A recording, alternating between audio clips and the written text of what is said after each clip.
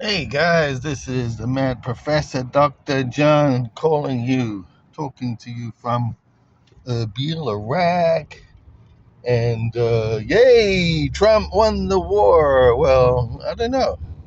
He agreed to all the Iranian conditions, at least in principle, or he said they could be worked on, and then they had negotiations in Pakistan, at which apparently Trump's minions, Trump wasn't there because he had to go to a UFC fight. Of course, a president would never, I mean, that's just silly. You can't criticize him for that.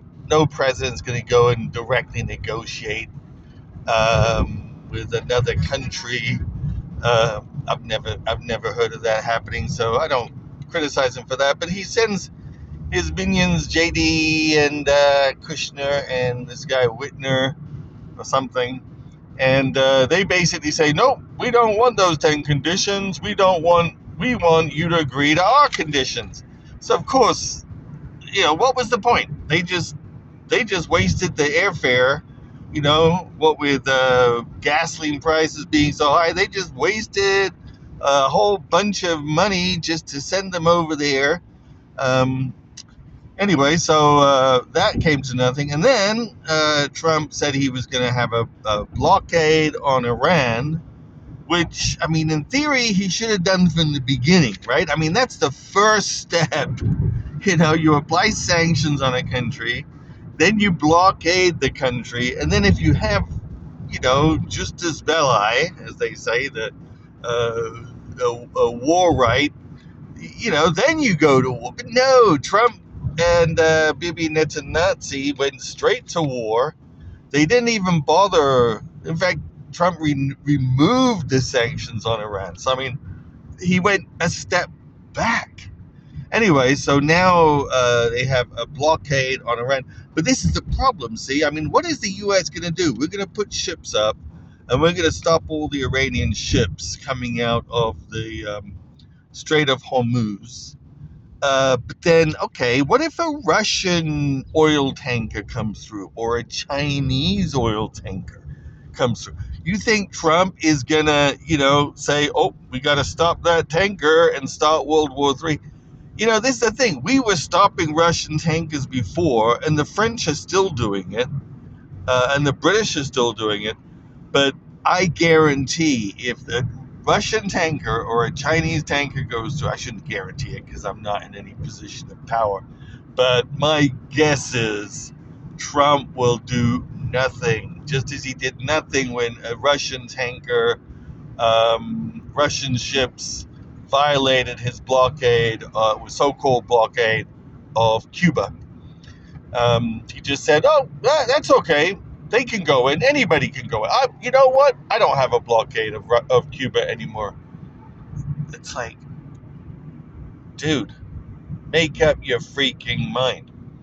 So the U.S. is now has lost any kind of world leadership role. Europeans are going to China.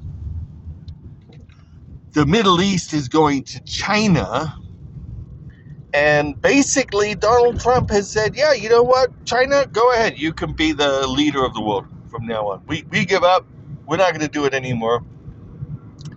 And you might say, "Wow, that's great. We can cut back the military. We don't need to have this huge military anymore if we're not going to have bases in Europe and bases all over the world in order to be the world's policeman." I mean, sounds great to me, but at the same time as he's saying we're not going to be the world's leader or the world's policeman anymore, Trump is like planning all these wars against other countries. Plus, he's planning to expand the military budget by 50% so that effectively the U.S. will have one half of the military budget of the entire world. Now, you got to keep in mind that the U.S. military budget is massively overstuffed. We actually only have 500,000 troops or military personnel. combat personnel, you could say. Obviously, we have a lot more civilians in the Pentagon, but 500,000, as they say, troops who could be potentially on the ground. Um,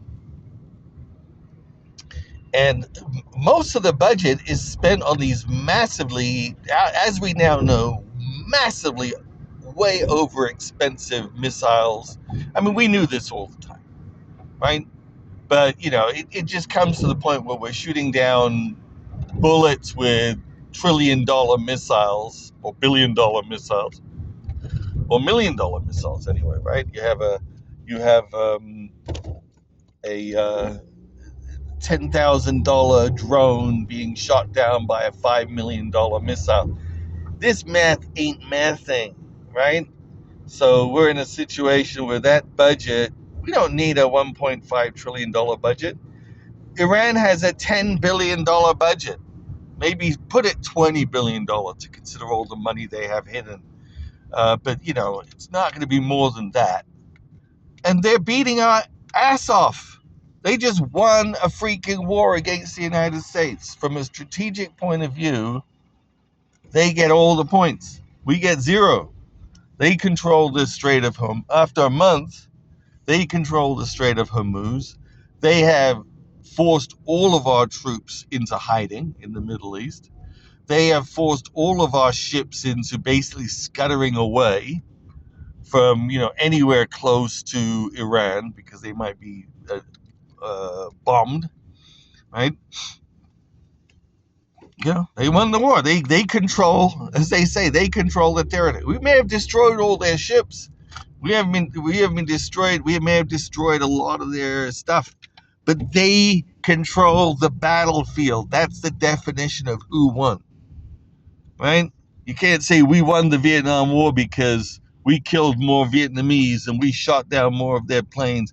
No, they control Vietnam. We don't control Vietnam. So ergo, they won. So anyway, on that note, you guys have a great day, and I hope to see you in about, well, whenever I feel like it. Bye.